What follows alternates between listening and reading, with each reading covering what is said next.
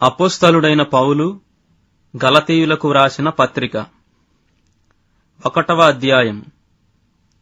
మనుషుల మూలముగానైనను ఏ మనుష్యుని వలననైనను కాక యేసుక్రీస్తు వలనను ఆయనను మృతులలో నుండి లేపిన తండ్రి అయిన దేవుని వలనను అపోస్తలుడుగా నియమింపబడిన పౌలను నేనును నాతో కూడానున్న సహోదరులందరూ గలతీయలోనున్న సంఘములకు శుభమని చెప్పి వ్రాయునది. తండ్రి అయిన దేవుని నుండియు మన ప్రభువైన యేసుక్రీస్తు నుండియు మీకు కృపయు సమాధానమును కలుగునుగాక. మన తండ్రి అయిన దేవుని చిత్త ప్రకారము క్రీస్తు మనలను ప్రస్తుతపు దుష్టకాలములో నుండి విమోచింపవలెనని మన పాపముల నిమిత్తము తన్ను తాను అప్పగించుకొనెను. దేవునికి యుగయుగములకు మహిమ కలుగునుగాక. ఆమేన్. క్రీస్తు కృపను బట్టి మిమ్మును పిలిచిన వానిని విడిచి భిన్నమైన సువార్త తట్టుకు మీరింత త్వరగా తిరిగిపోవుట చూడగా నాకు ఆశ్చర్యమగుచున్నది. అది మరి ఒక సువార్త కాదుగాని క్రీస్తు సువార్తను చెరుపగోరి మిమ్మును కలవరపరుచువారు కొందరున్నారు. మేము మీకు ప్రకటించిన సువార్తగాక మరి ఒక సువార్తను మేమైనను పరలోకము నుండి వచ్చిన యొక్క దూతయైనను మీకు ప్రకటించిన ఎడల అతడు శాపగ్రస్తుడవునుగాక. మేమిదివరకు చెప్పిన ప్రకారం ఇప్పుడును మరలా చెప్పుచున్నాము. మీరు అంగీకరించిన సువార్తగాక మరి ఒకటి ఎవడైనను మీకు ప్రకటించిన ఎడల వాడు శాపగ్రస్తుడవునుగాక. ఇప్పుడు నేను మనుషుల దయను సంపాదించుకొనజూచుచున్నానా, దేవుని దయను సంపాదించుకొనజూచుచున్నానా? నేను మనుషులను సంతోషపెట్టగోరుచున్నానా? నేనిప్పటికినీ మనుషులను సంతోషపెట్టువాడనైతే క్రీస్తు దాసుడను కాకయే పోవుదును. సహోదరులారా, నేను ప్రకటించిన సువార్త మనుషుని యోచన ప్రకారమైనది కాదని మీకు తెలియజెప్పుచున్నాను. మనుషుని వలన దానిని నేను పొందలేదు, నాకెవడనూ దాని బోధింపనూ లేదు గాని యేసుక్రీస్తు బయలుపరచుట వలననే అది నాకు లభించినది.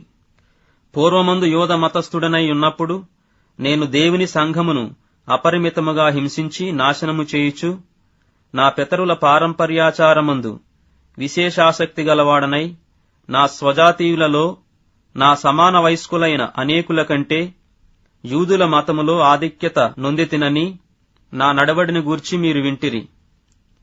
అయినను తల్లి గర్భమునందు పడినది మొదలుకొని నన్ను ప్రత్యేకపరచి తన కృపచేత నన్ను పిలిచిన దేవుడు నేను అన్యజనులలో తన కుమారుని ప్రకటింపవలెనని ఆయనను నా యందు బయలుపరపననుగ్రహించినప్పుడు మనుష్యమాతృలతో నేను సంప్రదింపలేదు. నాకంటే ముందుగా అపొస్తలులైన వారి యొద్దకు యెరూషలేమునకైనను వెళ్ళనూ లేదు గాని వెంటనే అరేబియా దేశంలోనికి వెళ్లితిని.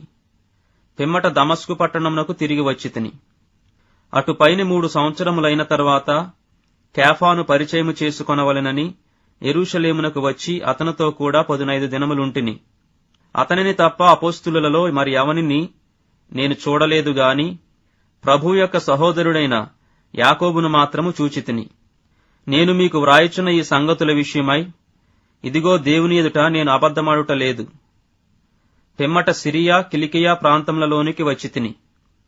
క్రీస్తునందున్న యోదయ సంఘముల వారికి నా ముఖపరిచయము లేకుండెను గాని మునుపు మనలను హింసపెట్టినవాడు తాను పూర్వమందు పాడు చేయుచూ వచ్చిన మతమును ప్రకటించుచున్నాడను సంగతి మాత్రమే విని వారు నన్ను బట్టి దేవుని మహిమపరచిరి.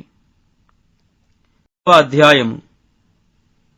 అటు పిమ్మట 14 సంవత్సరములైన తరువాత నేను తీతుని వెంటబెట్టుకుని బర్నబాతో కూడా యెరూషలేమునకు తిరిగి వెళ్ళితిని. దేవదర్శన ప్రకారమే వెళ్ళితిని. మరియు నా ప్రయాసము వ్యర్థమవునేమో లేక వ్యర్థమైపోయినదేమో అని నేను అన్యజనులలో ప్రకటించుచున్న సువార్తను వారికిని ప్రత్యేకముగా ఎన్నికైన వారికిని విశదపరచితిని. అయినను నాతో కూడానున్న తీతు గ్రీసు దేశస్థుడైనను అతడు సున్నతి పొందుటకు బలవంత పెట్టబడలేదు. మనలను దాసులుగా చేసుకొనవలెనని క్రీస్తుయేసు వలన మనకు కలిగిన మన స్వాతంత్ర్యమును వేగుచూచుటకు రహస్యముగా తేబడి దొంగతనముగా ప్రవేశించిన కపట సహోదరుల వలన జరిగినది. సువార్త సత్యము మీ మధ్యను నిలుచున్నట్లు మేము వారికి ఒక గడియ అయినను లోబడుటకు ఒప్పుకొనలేదు. ఎన్నికైన వారుగా ఎంచబడిన వారి యొద్ద నేనేమియూ నేర్చుకొనలేదు. వారంతటి వారైనను నాకు లక్ష్యము లేదు. దేవుడు నరుని వేషము చూడడు. ఆ ఎన్నికైన వారు నాకేమీ ఉపదేశింపలేదు. అయితే సున్నతి పొందిన వారికి బోధించుటకై సువార్త పేతురుకి ఎలాగు అప్పగింపబడినో అలాగు సున్నతి పొందిన వారికి బోధించుటకై నాకు అప్పగింపబడినని వారు చూచినప్పుడు, అనగా సున్నతి పొందిన వారికి అపోస్తలుడవుటకు పేతురునకు సామర్థ్యము కలుగజేసిన వాడే అన్యజనులకు అపోస్తలుడనవుటకు నాకును సామర్థ్యము కలుగజేసినని వారు గ్రహించినప్పుడు, స్తంభములుగా ఎంచబడిన యాకోబు, కేఫా, యోహాను అనువారు నాకు అనుగ్రహింపబడిన కృపను కనుగొని, మేము అన్యజనులకును తాము సున్నతి పొందిన వారికిని అపుస్తలులుగా ఉండవలెనని చెప్పి తమతో పాలివారమనుటకు సూచనగా నాకును బర్నబాకును కుడిచేతిని ఇచ్చిరి. మేము బేదలను జ్ఞాపకము చేసుకొనవలెనని మాత్రమే వారు కోరిరి. అలాగు చేయుటకు నేనును ఆసక్తి కలిగియుంటిని. అయితే కేఫా అంతియోకయకు వచ్చినప్పుడు అతడు అపరాధిగా తీర్చబడిన గనుక నేను ముఖాముఖిగా అతన్ని ఎదిరించి తిని. ఏలయనగా యాకోబు నొద్ద నుండి కొందరు రాకమునుపు అతడు అన్యజనులతో భోజనము చేయుచుండెను గాని, వారు రాగానే సున్నతి పొందిన వారికి భయపడి వెనుక తీసి వేరైపోయెను. తెక్కని యూదులను అతనితో కలిసి మాయవేషము వేసుకొనిరు గనుక బర్నబా కూడా వారి వేషధారణము చేత మోసపోయెను.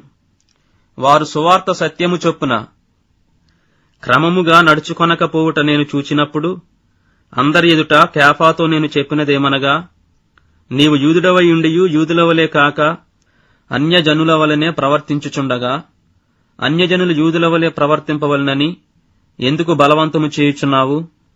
మనము జన్మము వలన యూదులమే గాని అన్యజనుల్లో చేరిన పాపులము కాము.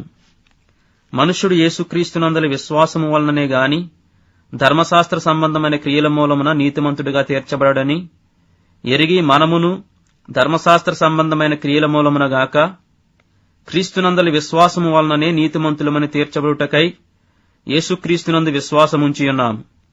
ధర్మశాస్త్ర సంబంధ క్రియల మూలమున ఏ శరీరియు నీతిమంతుడని తీర్చబడడు గదా. కాగా మనము క్రీస్తునందు నీతిమంతులమని తీర్చబడుటకు వెదకుచుండగా మనము పాపులముగా కనబడిన ఎడల ఆ పక్షమందు క్రీస్తు పాపమునకు పరిచారకుడాయన అట్లనరాదు. నేను పడగొట్టిన వాటిని మరలా కట్టిన ఎడల నన్ను నేనే అపరాధినిగా కనుపరచుకొందును గదా.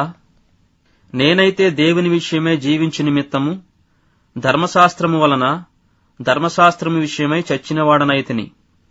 నేను క్రీస్తుతో కూడా సిలువ వేయబడి ఉన్నాను. ఇకను జీవించువాడను నేను కాను, క్రీస్తే నాయందు జీవించుచున్నాడు. నేనిప్పుడు శరీరమందు జీవించుచున్న జీవితము నన్ను ప్రేమించి నా కొరకు తన్ను తాను అప్పగించుకొనిన దేవుని కుమారుని యందలి విశ్వాసము వలన జీవించుచున్నాను. నేను దేవుని కృపను నిరర్ధకము చేయను.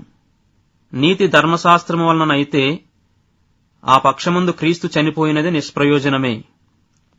అధ్యాయము. ఓ అవివేకులైన గలతీయులారా, మిమ్మును ఎవడు భ్రమపెట్టెను? సిలువ వేయబడిన వాడైనట్టుగా యేసుక్రీస్తు మీ కనుల ఎదుట ప్రదర్శింపబడిను గదా. ఇది మాత్రమే మీ వలన తెలుసుకొనగోరుచున్నాను. ధర్మశాస్త్ర సంబంధ క్రియల వలన ఆత్మను పొందితిరా, లేక విశ్వాసముతో వినుట వలన పొందితిరా? మీరింత అవివేకులైతిరా. మొదట ఆత్మానుసారముగా ఆరంభించి ఇప్పుడు శరీరానుసారముగా పరిపూర్ణులగుదురా? వ్యర్థముగానే ఇన్ని కష్టములు అనుభవించితిరా? అది నిజముగా వ్యర్థమగునా? ఆత్మను మీకు అనుగ్రహించి మీలో అద్భుతములు చేయించువాడు ధర్మశాస్త్ర సంబంధ క్రియల వలన లేక విశ్వాసముతో వినుట వలన చేయించుచున్నాడు? అబ్రహాము దేవుని నమ్మెను, అది అతనికి నీతిగా ఎంచబడెను. కాబట్టి విశ్వాస సంబంధులే అబ్రహాము కుమారులని మీరు తెలుసుకొనుడి. దేవుడు విశ్వాస మూలముగా అన్యజనులను నీతిమంతులుగా తీర్చునని లేఖనము ముందుగా చూచి, నీ యందు అన్యజనులందరూ ఆశీర్వదింపబడుదురు అని అబ్రహామునకు సువార్తను ముందుగా ప్రకటించెను. కాబట్టి విశ్వాస సంబంధులే విశ్వాసము గల అబ్రహాముతో కూడా ఆశీర్వదింపబడుదురు. ధర్మశాస్త్రము విధించిన క్రియలకు సంబంధులందరూ శాపమునకు లోనై ఉన్నారు. ఎందుకనగా ధర్మశాస్త్ర గ్రంథమందు వ్రాయబడిన విధులన్నీయు చేయుటయందు నిలుకడగా ఉండని ప్రతివాడును శాపగ్రస్తుడు అని వ్రాయబడి ఉన్నది. ధర్మశాస్త్రము చేత ఎవడునూ దేవుని ఎదుట నీతిమంతుడని తీర్చబడడను సంగతి స్పష్టమే. ఏలయనగా నీతిమంతుడు విశ్వాస మూలముగా జీవించును. ధర్మశాస్త్రము విశ్వాస సంబంధమైనది కాదుగాని దాని విధులను ఆచరించువాడు వాటి వలననే జీవించును. ఆత్మను గూర్చిన వాగ్దానము విశ్వాసము వలన మనకు లభించునట్లు అబ్రాహాము పొందిన ఆశీర్వచనము క్రీస్తుయేసు ద్వారా అన్యజనులకు కలుగుటకై క్రీస్తు మన కోసము శాపమై మనలను ధర్మశాస్త్రము యొక్క శాపము నుండి విమోచించెను. ఇందును గూర్చి మ్రాను మీద వ్రేలాడిన ప్రతివాడును శాపగ్రస్తుడు అని వ్రాయబడి ఉన్నది. సహోదరులారా, మనుష్యరీతిగా మాటలాడుచున్నాను. మనుషుడు చేసిన ఒడంబడిక అయినను స్థిరపడిన తరువాత ఎవడునూ దాని కొట్టివేయడు, దానితో మరేమియూ కలుపడు. అబ్రహామునకును అతని సంతానమునకును వాగ్దానములు చేయబడెను. ఆయన అనేకులను గూర్చి అన్నట్టు సంతానములకును అని చెప్పక ఒకని గూర్చి అన్నట్టే నీ సంతానమునకును అనెను. ఆ సంతానము క్రీస్తు. నేను చెప్పినదేమనగా 430 సంవత్సరములైన తరువాత వచ్చిన ధర్మశాస్త్రము వాగ్దానమును నిరర్ధకము చేయునంతగా పూర్వముందు దేవుని చేత స్థిరపరచబడిన నిబంధనను కొట్టివేయదు. ఆ స్వాస్యము ధర్మశాస్త్ర మూలముగా కలిగిన ఎడల ఇక వాగ్దాన మూలముగా కలిగినది కాదు. అయితే దేవుడు అబ్రహామునకు వాగ్దానము వలననే దానిని అనుగ్రహించెను. అలాగైతే ధర్మశాస్త్రమెందుకు? ఎవనికి ఆ వాగ్దానము చేయబడినో ఆ సంతానము వచ్చు వరకు అది అతిక్రమములను బట్టి దానికి తరువాత ఇయ్యబడెను. అది మధ్యవర్తి చేత దేవదూతల ద్వారా నియమింపబడెను. మధ్యవర్తి ఒకనికి మధ్యవర్తి కాడుగాని దేవుడొక్కడే. ధర్మశాస్త్రము దేవుని వాగ్దానములకు విరోధమైనదా? అట్లనరాదు. జీవింపచేయ శక్తిగల ధర్మశాస్త్రము ఇయ్యబడి ఉన్న ఎడల వాస్తవముగా నీతి ధర్మశాస్త్రము మూలముగానే కలుగునుగాని యేసుక్రీస్తునందలి విశ్వాస మూలముగా కలిగిన వాగ్దానము విశ్వసించువారికి అనుగ్రహింపబడినట్లు లేఖనము అందరినీ పాపములో బంధించెను. విశ్వాసము వెల్లడి కాకమునుపు ఇక ముందుకు బయలుపరచబడబోవు విశ్వాసమవలంబింపవలసిన వారముగా చెరలో ఉంచబడినట్టు మనము ధర్మశాస్త్రమునకు లోనైన వారమైతిమి. కాబట్టి మనము విశ్వాసమూలమున నీతిమంతులమని తీర్చబడినట్లు క్రీస్తునొద్దకు మనలను నడిపించుటకు ధర్మశాస్త్రము మనకు బాలశిక్షకుడాయెను. అయితే విశ్వాసము వెల్లడి ఆయను గనుక ఇక బాలశిక్షకుని క్రింద ఉండము. యేసుక్రీస్తునందు మీరందరూ విశ్వాసము వలన దేవుని కుమారులై ఉన్నారు. క్రీస్తులోనికి బాప్తిస్మము పొందిన మీరందరూ క్రీస్తును ధరించుకొని ఉన్నారు. ఇందులో యూదుడని గ్రీసు దేశస్థుడని లేదు, దాసుడని స్వతంత్రుడని లేదు, పురుషుడని స్త్రీ అని లేదు. యేసుక్రీస్తునందు మీరందరూ ఏకముగా ఉన్నారు. మీరు క్రీస్తు సంబంధులైతే ఆ పక్షమందు అబ్రహాము యొక్క సంతానమయుండి వాగ్దాన ప్రకారము వారసులై ఉన్నారు. 4వ అధ్యాయము. మరియు నేను చెప్పినదేమనగా, వారసుడు అన్నిటికినీ కర్తయ్యున్నను బాలుడై ఉన్నంతకాలము అతనికిని దాసునికిని ఏ భేదమునూ లేదు. తండ్రి చేత నిర్ణయింపబడిన దినము వచ్చు వరకు అతడు సంరక్షకుల యొక్కయు గృహ నిర్వాహకుల యొక్కయు ఆధీనములో ఉండును. అటువలే మనమును బాలురమై ఉన్నప్పుడు లోక సంబంధమైన మూలపాఠములకు లోబడి దాసులమై ఉంటిమి. అయితే కాలము పరిపూర్ణమైనప్పుడు దేవుడు తన కుమారుని పంపెను. ఆయన స్త్రీయందు పుట్టి మనము దత్తపుత్రులము కావాలనని ధర్మశాస్త్రమునకు లోబడి ఉన్న వారిని విమోచించుటకై ధర్మశాస్త్రమునకు లోబడిన వాడాయెను. మరియు మీరు కుమారులై ఉన్నందున నాయనా, తండ్రి అని మొర్రపెట్టు తన కుమారుని ఆత్మను దేవుడు మన హృదయములలోనికి పంపెను. కాబట్టి నీవిక దాసుడవు కావు, కుమారుడవే. కుమారుడవైతే దేవుని ద్వారా వారసుడవు.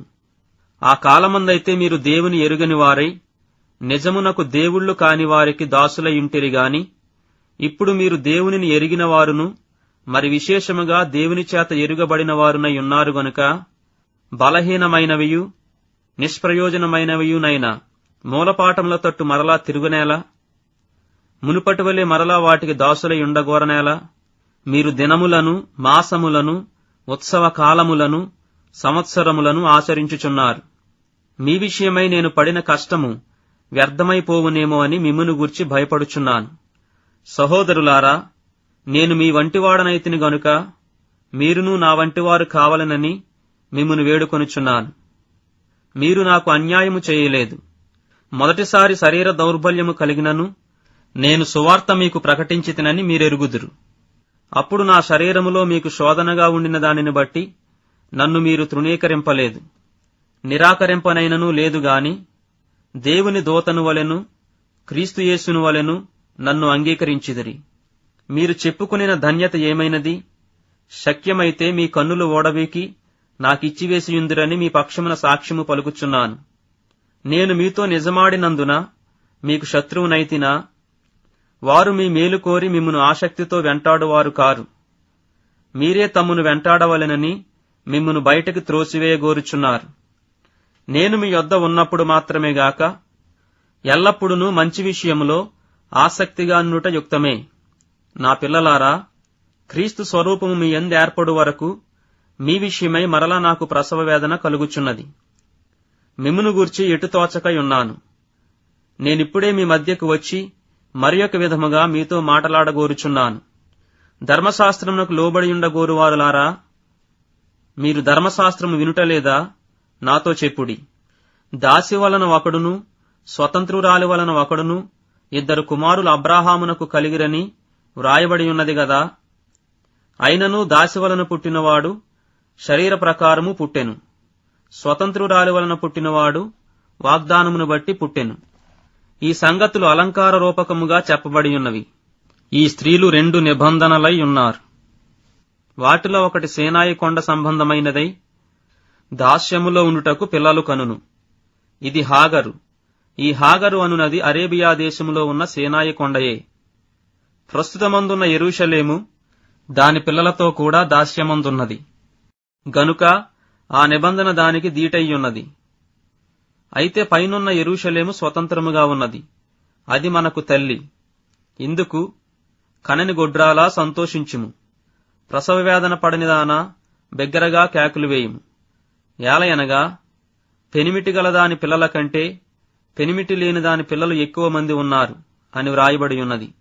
సహోదరులారా, మనమును ఇస్సాకు వలె వాగ్దానమును బట్టి పుట్టిన కుమారులమై ఉన్నాము. అప్పుడు శరీరమును బట్టి పుట్టినవాడు ఆత్మను బట్టి పుట్టిన వానిని ఎలాగు హింస పెట్టెనో ఇప్పుడును అలాగే జరుగుచున్నది. ఇందును గూర్చి లేఖనమేమి చెప్పుచున్నది? దాసిని దాని కుమారుని వెళ్లగొట్టుము.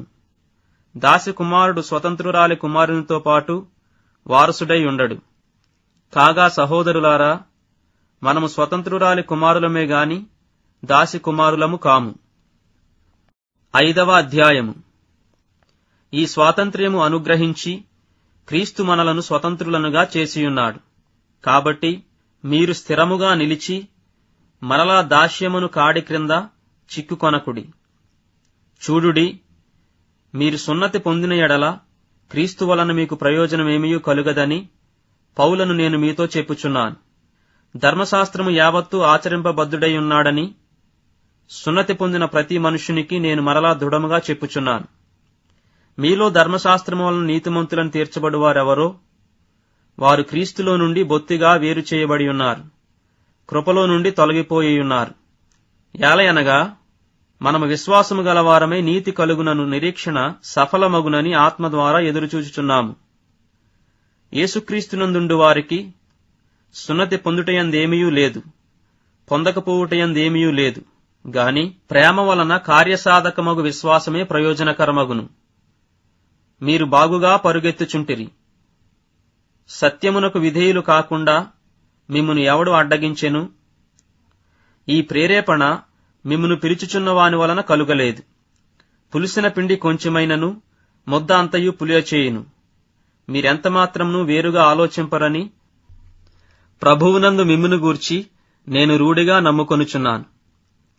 మిమ్మును కలవరపెట్టుచున్నవాడు ఎవడైనను వాడు తగిన శిక్షను భరించును. సహోదరులారా, సున్నతి పొందవలనని నేనింకనూ ప్రకటించుచున్న ఎడల ఎప్పటికి హింసింపబడనేలా? ఆ పక్షమున శిలువ విషయమైన అభ్యంతరము తీసివేయబడును గదా. మిమ్మును కలవరపెట్టువారు తమ్మును తాము ఛేదించుకునుట మేలు. సహోదరులారా, మీరు స్వతంత్రులుగా ఉండుటకు పిలువబడితిరి.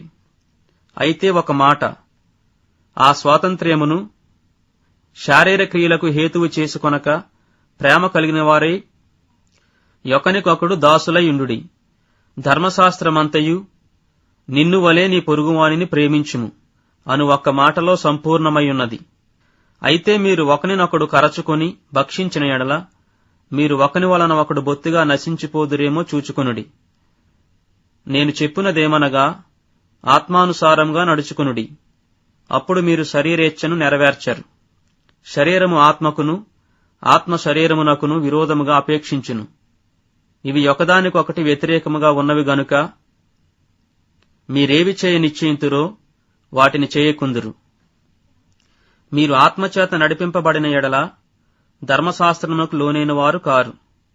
శరీర కార్యములు స్పష్టమయ్యున్నవి. అవేవనగా జారత్వము, అపవిత్రత, కాముకత్వము, విగ్రహారాధన, అభిచారము, ద్వేషములు, కలహము, మత్సరములు, క్రోధములు, కక్షలు, భేదములు, విమతములు, అసూయలు, మత్తతలు, అల్లరితో కూడిన ఆటపాటలు మొదలైనవి. వీటిని గూర్చి నేను మునుపు చెప్పిన ప్రకారము ఇట్టి వాటిని చేయువారు దేవుని రాజ్యంను స్వతంత్రించుకొనరని మీతో స్పష్టముగా చెప్పుచున్నాను. అయితే ఆత్మఫలమేమనగా ప్రేమ, సంతోషము, సమాధానము, దీర్ఘశాంతము, దయాళుత్వము, మంచితనము, విశ్వాసము, సాత్వికము, ఆశానిగ్రహము. ఇట్టి వాటికి విరోధమైన నియమమేదియూ లేదు. క్రీస్తుయేసు సంబంధులు శరీరమును దాని ఇచ్ఛలతోనూ దురాశలతోనూ సిలువ వేసియున్నారు. మనము ఆత్మను అనుసరించి జీవించువారమైతిమా, ఆత్మను అనుసరించి క్రమముగా నడుచుకుందాము. ఒకరినొకరము వివాదమునకు రేపకయు, ఒకరియందొకరము అసూయ పడకయు, వృధాగా అతిశయపడకయు ఉందము. అధ్యాయము. సహోదరులారా, ఒకడు ఏ తప్పితములోనైనను చిక్కుకున్న ఎడల ఆత్మ సంబంధులైన మీలో ప్రతివాడు తానును శోధింపబడుదునేమో అని తన విషయమై చూచుకొనుచు సాత్వికమైన మనస్సుతో అట్టి వానిని మంచి దారికి తీసుకుని రావలెను. ఒకని భారములనొకడు భరించి ఎలాగు క్రీస్తు నియమమును పూర్తిగా నెరవేర్చుడి. ఎవడైనను వట్టివాడయుండి తాను ఎన్నికైన వాడనని ఎంచుకుని ఎడల తన్ను తానే మోసపరుచుకొనును. ప్రతివాడును తాను చేయు పనిని పరీక్షించి చూచుకొనవలెను. అప్పుడు ఇతరుని బట్టి కాక తనను బట్టి అతనికి అతిశయము కలుగును. ప్రతివాడును తన బరువు తానే భరించుకొనవలెను గదా. వాక్యోపదేశము పొందువాడు ఉపదేశించువానికి మంచి పదార్థములన్నిటిలో భాగమియ్యవలెను. మోసపోకుడి, దేవుడు వెక్కిరింపబడడు. మనుష్యుడు ఏమి విత్తునో ఆ పంటనే కోయును. ఎలాగనగా తన శరీరేచ్ఛలను బట్టి విత్తువాడు తన శరీరము నుండి క్షయమను పంట కోయును. ఆత్మను బట్టి విత్తువాడు ఆత్మ నుండి నిత్యజీవమను పంట కోయును. మనము మేలు చేయుటయందు విసుకక యుందము. మనము అలయక మేలు చేసితిమేని తగిన కాలమందు పంట కోతుము. కాబట్టి మనకు సమయము దొరికిన కొలది అందరి ఎడలను, విశేషముగా విశ్వాస గృహమునకు చేరిన వారి ఎడలను మేలు చేయుదము. నా స్వహస్తముతో మీకెంత పెద్ద అక్షరములతో రాయిచున్నానో చూడుడి. శరీర విషయమందు చక్కగా అగపడగోరు వారెవరో వారు తాము క్రీస్తు యొక్క శిలువ విషయమై హింస పొందకుండుటకు మాత్రమే సున్నతి పొందవలనని మిమ్మును బలవంతము చేయుచున్నారు. అయితే వారు సున్నతి పొందిన వారైనను ధర్మశాస్త్రము ఆచరింపరు. తాము మీ శరీర విషయమందు అతిశయించు నిమిత్తము మీరు సున్నతి పొందవలనని కోరుచున్నారు. అయితే మన ప్రభువైన యేసుక్రీస్తు శిలువయందు తప్ప మరి దేనియందును అతిశయించుట నాకు దూరమవునుగాక. దాని వలన నాకు లోకమునకు నేనును శిలువ వేయబడి ఉన్నాం. క్రొత్త సృష్టి పొందుటయే గాని సున్నతి పొందుటయందేమీయూ లేదు, పొందకపోవుటయందేమీయూ లేదు. ఈ పద్ధతి చొప్పున నడుచుకుని వారికి అందరికీ, అనగా దేవుని ఇశ్రాయేలునకు సమాధానమును కృపయు కలుగునుగాక. నేను యేసు యొక్క ముద్రలు నా శరీరమందు ధరించియున్నాను. ఇక మీదట ఎవడును నన్ను శ్రమ పెట్టవద్దు. సహోదరులారా, మన ప్రభువైన యేసుక్రీస్తు కృప మీ ఆత్మతో ఉండునుగాక. ఆమేన్.